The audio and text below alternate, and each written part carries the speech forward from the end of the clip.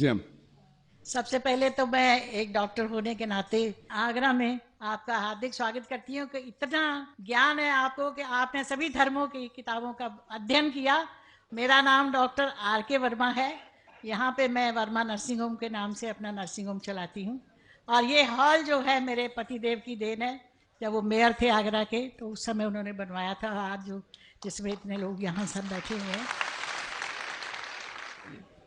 मेरा एक छोटा सा सवाल है और बहुत दिनों से घुमड़ता है अंदर कि आप सब लोग हर साल अपना एनुअल फंक्शन जो है मक्का मदीना मनाने जाते हैं, तो वहाँ हिंदू को, ईसाई को और धर्मों के लोगों को क्यों नहीं जाने की इजाज़त है?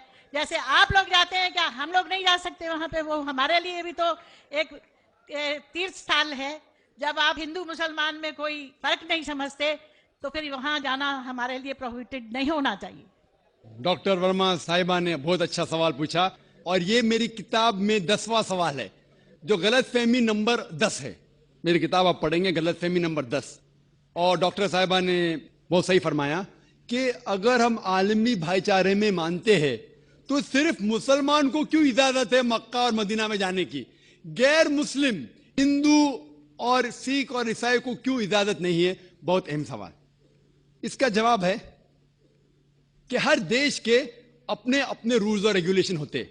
मिसाल के तौर पे मैं हिंदुस्तानी हूं, लेकिन मुझे कुछ हिंदुस्तान के इलाके में जाने की इजाजत नहीं है जिसे कहते हैं कैंटोनमेंट एरिया। सिर्फ मिलिट्री के लोग, सिर्फ वो लोग जो देश की हिफाजत में लगे हुए हैं, वो लोग वो कैंटोनमेंट एरिया में जा सकते। मैं इन्हें झगड़ सकता हूं, मैं इस देश का नागरिक हूं, मुझे क्यों नहीं जाने देते? नहीं, ये गवर्नमेंट का रूल है।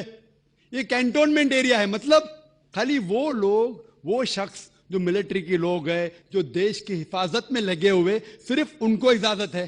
ये रूल है। इसी तरीके से मक्का और मदीना मेरे हिसाब से इस्लाम का कैंटोनमेंट एरिया है। वो लोग, सिर्फ वो इंसान जो इस्लाम के लिए जान देने को तैयार है, वो लोग को अलाउड है, बाकी लोग को नहीं।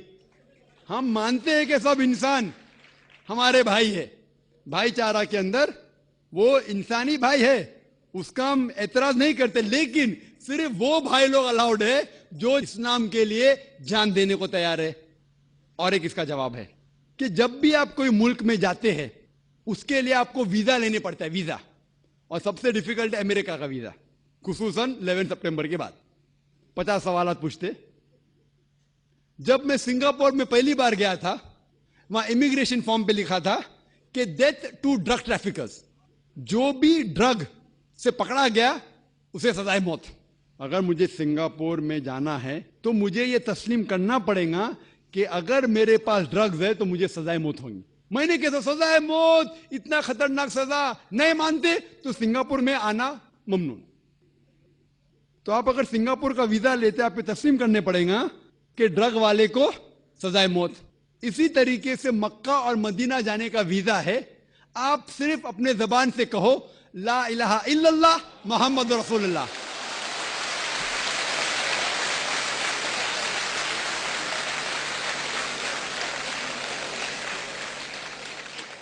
अगर कोई भी इंसान अपनी जबान से कहता है ला इलाहा इल्लल्लाह मोहम्मद रसूलुल्लाह, कि ना कोई माबूद है अल्लाह के सिवा और मोहम्मद सल्लल्लाहु अलैहि वसल्लम उसके पैगंबर है, कोई भी आपको रोक नहीं सकता मक्का और मदीना जाने के लिए।